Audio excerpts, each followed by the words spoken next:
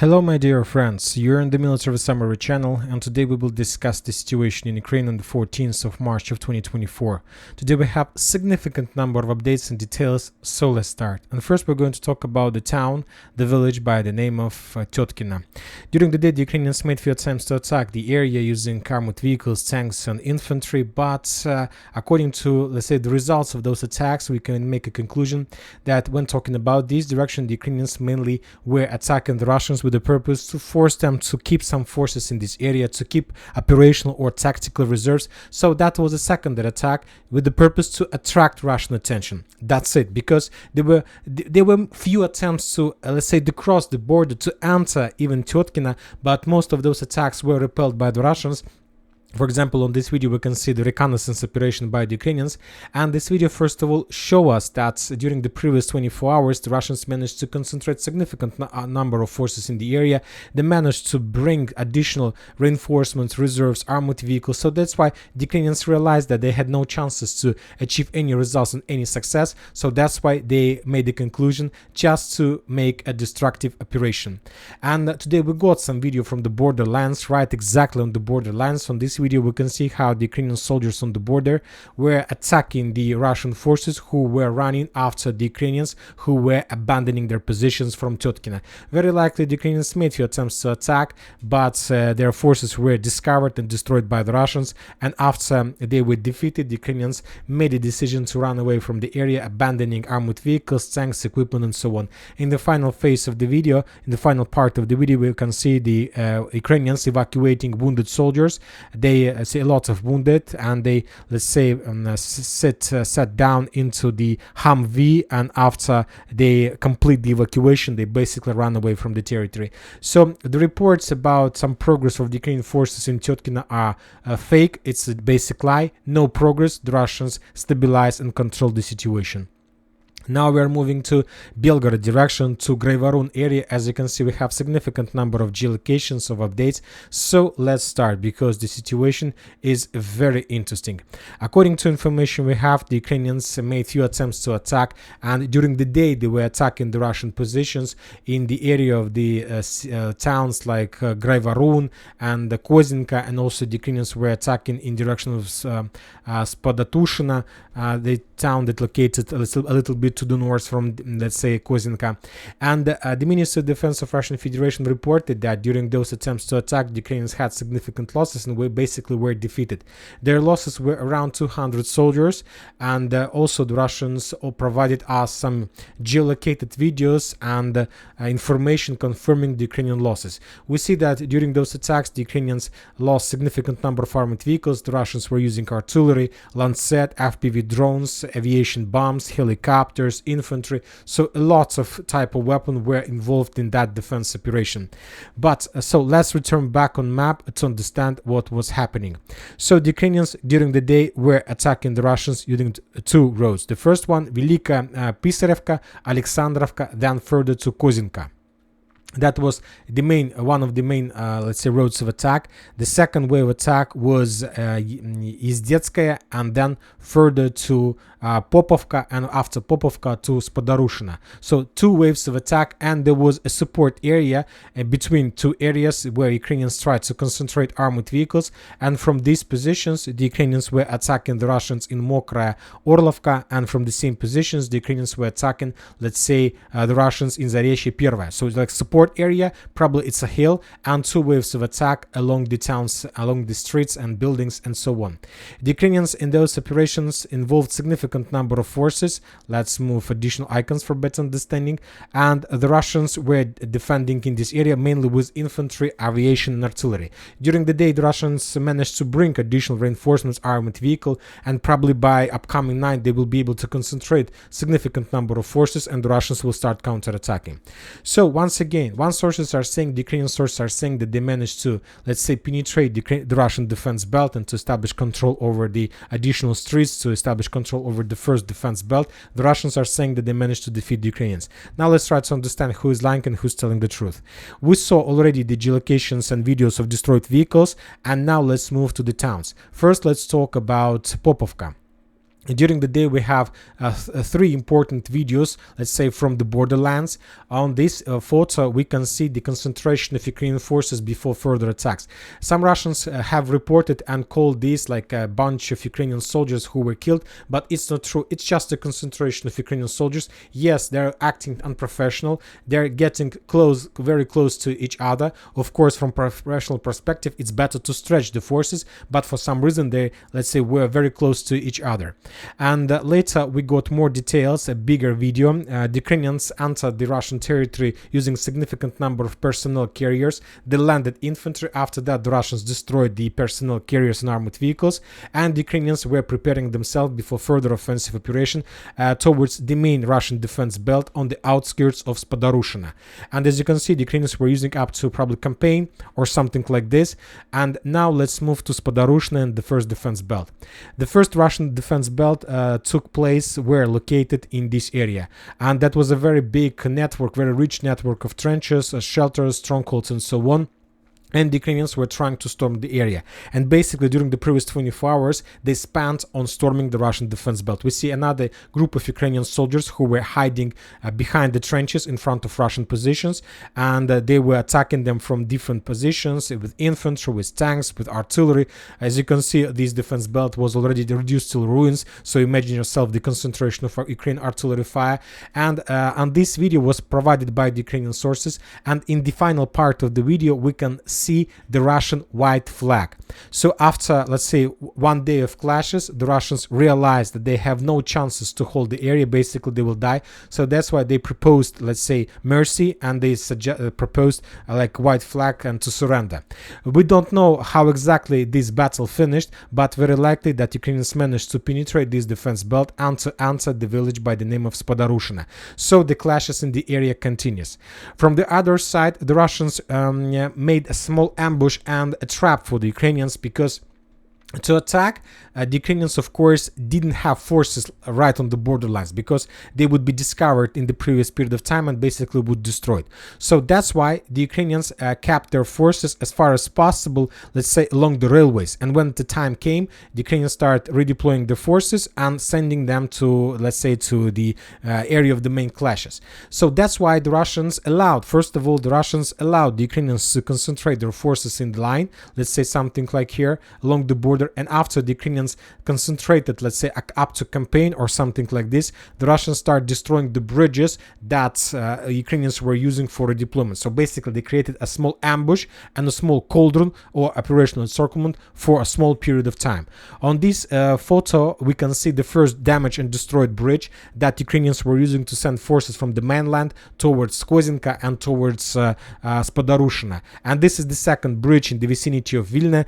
Probably the Russians attacked the bridge, but they couldn't destroy the bridge as a result of one strike. Very likely the Russians continued, and very likely that by the time I start making the video, the bridge was already destroyed. So the Ukrainians lost some, let's say, logistic capabilities. Obviously, they planned this. They had this in their plan. Obviously, they have some plan B for this case.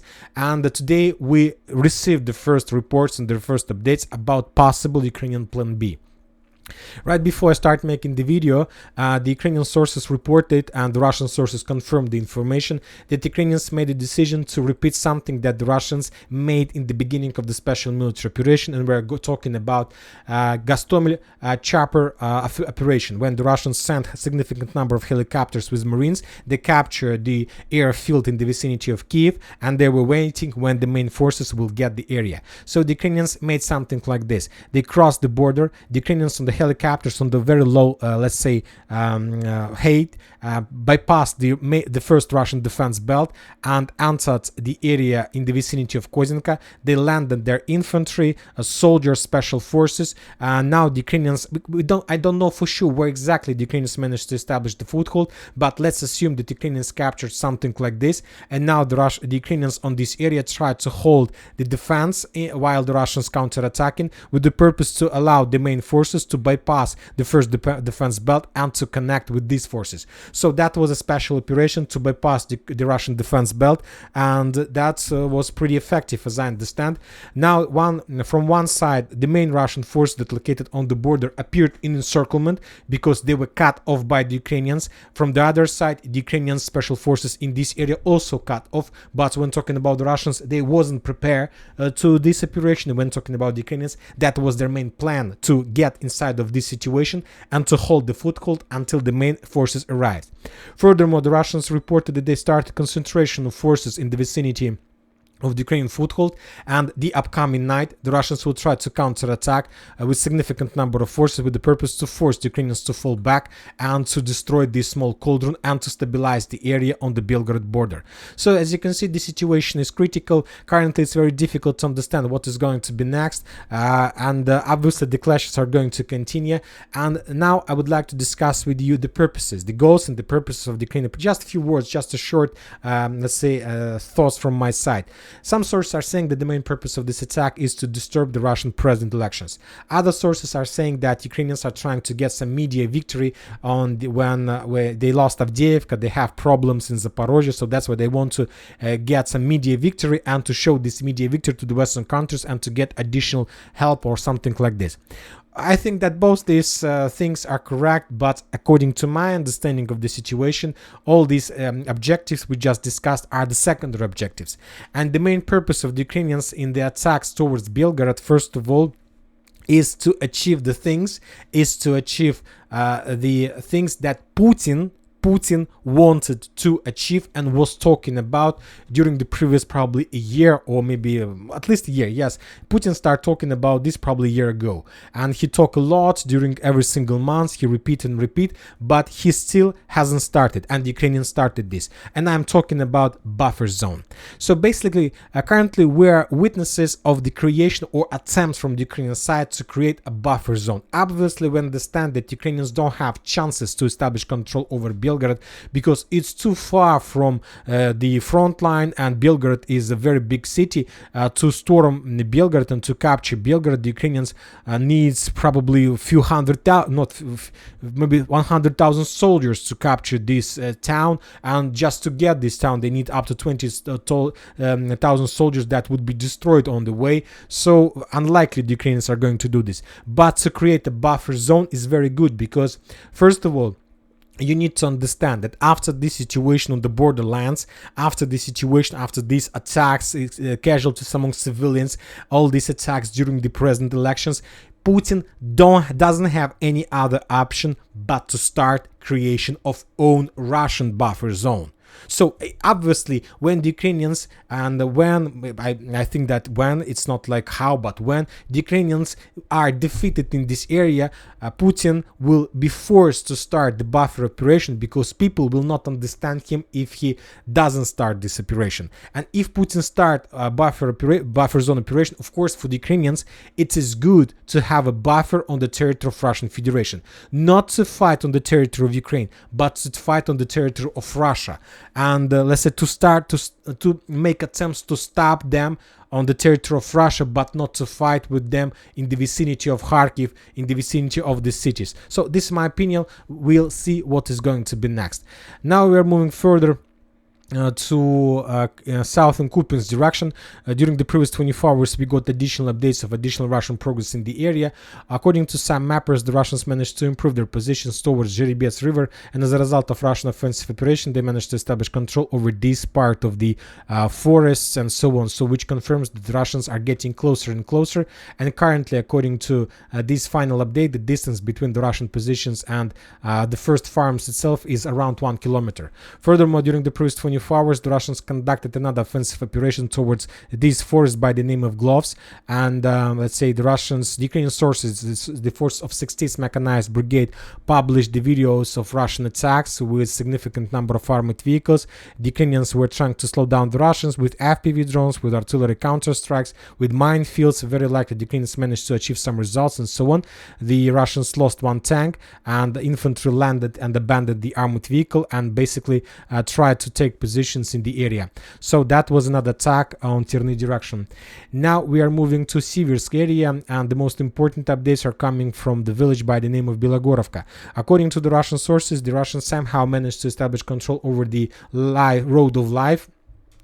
For now, I can't tell you for sure where exactly the road of life is located, but if you ask my opinion, there is just one road of life that goes to Belgorovka, and this is the road between Belgorovka and Georgievka and further to Serebryanka. So maybe the Russians somehow managed to conduct special operation and to cross Seversk Donetsk River and establish control over the territory, and this is like the road of life, but I'm not sure about this. Anyway, according to the Russians, the clashes are currently taking place in the central part of the village, but without any geolocated confirmations. We see a certain activization of Russian activity in Siversk direction. The Russians are bombing Siversk heavily, trying to slow down and pin down the Ukrainians and not to allow them to redeploy additional reinforcements to stabilize the area in Terny, Liman and Belgorovka. Furthermore, the Russians started artillery preparation on the southern part of Siversk. There are very heavy clashes, very heavy drone attacks along the railways.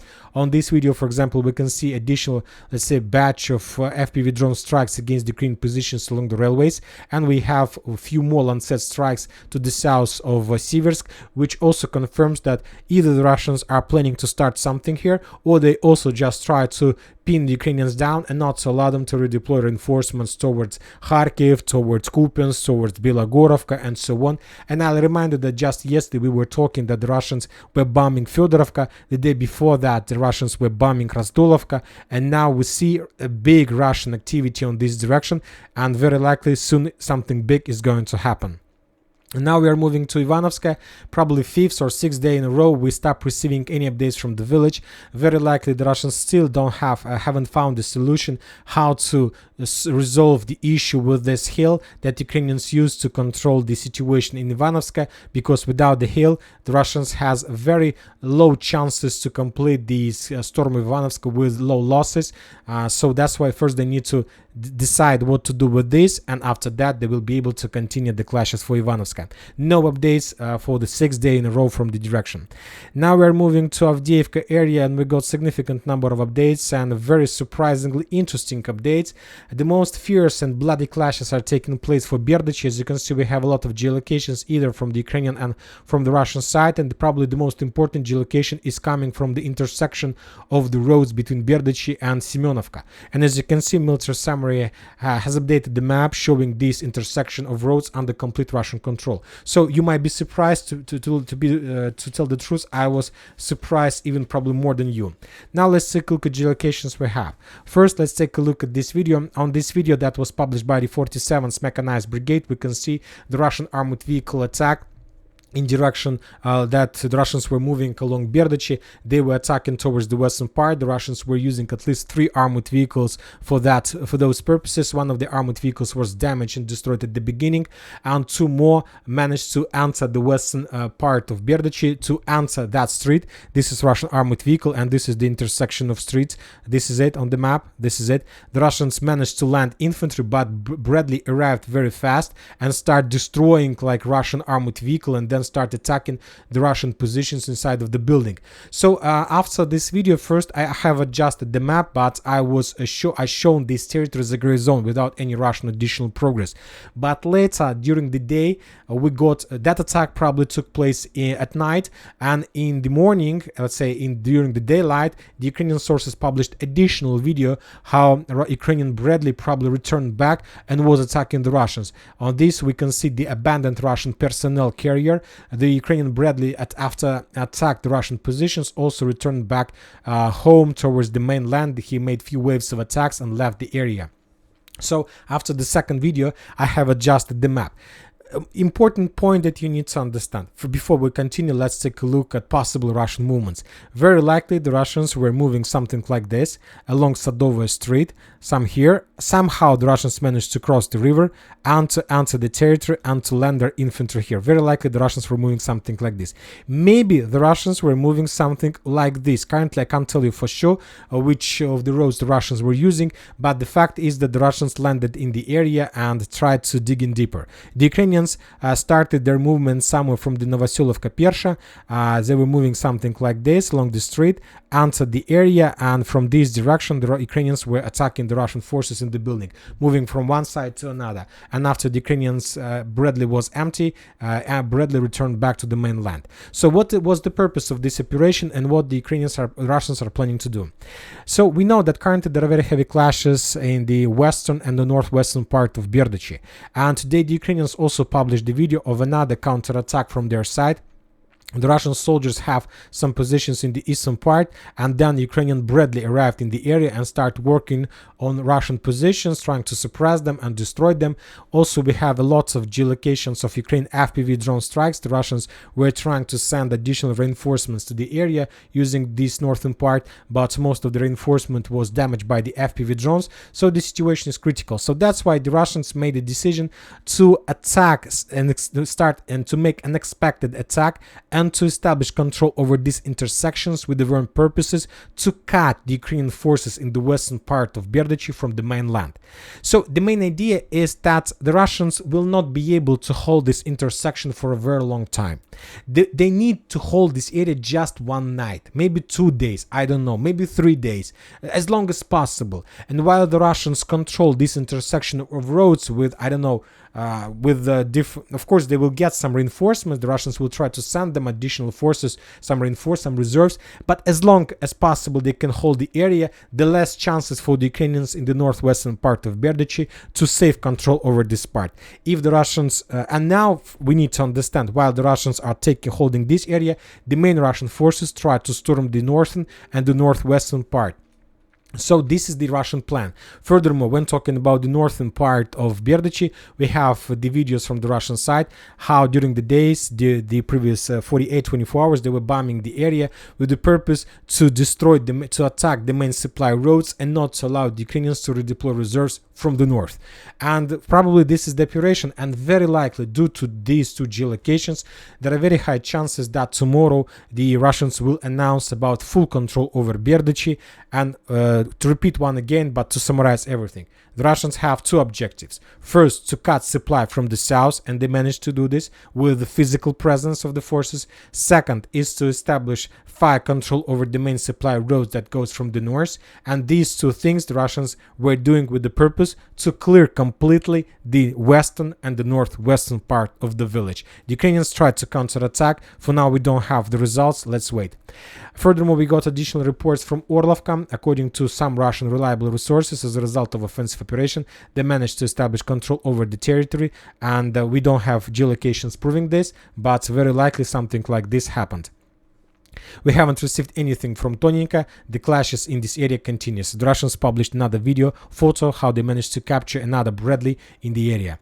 We haven't received anything from Pervomaiska after the Russians established control over Nivoyska. We have some reports about additional progress in Pervomaiska, but without any geolocated proofs. So let's wait. Obviously, the Russians decided to regroup, to make a small operational pause for regrouping. After the end of regrouping, they will continue. The same story about Krasnogorovka. The clashes currently, the main clashes and main artillery duels were taking place in the western part. The Russians were bombing Maximilianovka, Georgievka with FABs, with Stall flamethrower systems, and they were trying to suppress Ukrainian positions, to destroy the White House. So operation, it's already Kurakhova offensive operation, of course, and this offensive operation is at the beginning. Now the Russians have a lot of job to do with artillery, with counter-artillery duels, so nothing special, just, let's say, artillery duels, nothing more. When talking about Novomikhailivka, the Ukrainian mappers confirms additional Russian progress, and that as a result of attack, the Russians currently control something like this. And according to geolocation information we have, currently the main clashes are taking place inside of the farms on the northwestern part. So now here is the main clashes.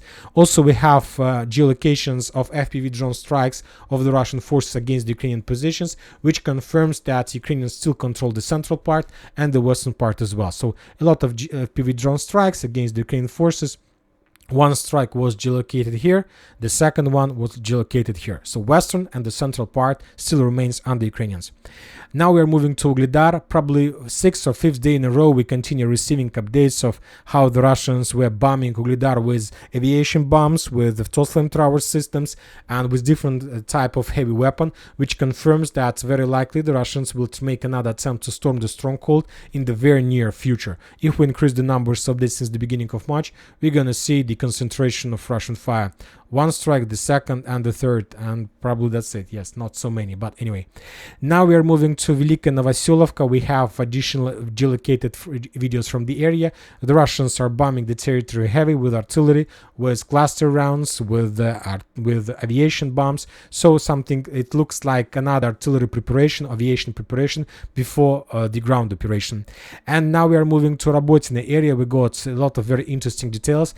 During the previous 24 hours, the Russians conducted another offensive operation to the northwest of Verbova, and the Russians managed to establish control over additional fields. We have geolocated proofs of that. First, the Russians, the first part of the video show us how the Russians were storming and clearing the area with FPV drone strikes, and after the Russians finished the clearing, and after the Russians secured the area, they sent the personnel carrier 212, as you can see. The Russians managed to reach safely to the trenches, and there was the third one, landed the infantry, and after that the infantry started the clearing operation. Based on that video, most of the mappers updated their maps, and now we see that the Russians are advancing and moving further towards N08 road. So according to direction, the Russians are planning to move something like this, and probably they want to encircle Robotyne to get the road and to, let's say, split the defense into several parts. So anyway, regarding the situation, regarding the Russian plans, the situation for the Ukrainians is critical, and very likely soon the Ukrainians will be forced to fall back from Robotyne towards Novodanilovka. Kherson direction, we haven't received anything, and the most important update is coming from Odessa. According to information we have, according to Le Monde, the France, let's say, newspaper, Macron will send troops to Odessa this year. They haven't provided us the real date, but very likely this is going to happen after the Ukrainians will be defeated in the area of the borderlands, and after the Russians will finish the Kharkiv offensive or buffer zone operation, and then the Ukrainians will have some operational pause, because the Russians probably will have losses during this possible operation. They will be a little bit exhausted, and during this exhausting process, the France will have possibilities to redeploy forces. During the day, the Ukrainians were conducting reconnaissance operation in the Black Sea, so this night we need to expect more attacks on Crimean Bridge. Very likely they are going to take place. And that's it for this video. Military Summary channel reminds we condemn any violence in the world. Thank you for watching. Subscribe to my channel, put your likes, join my Patreon, and have a good day. Bye bye.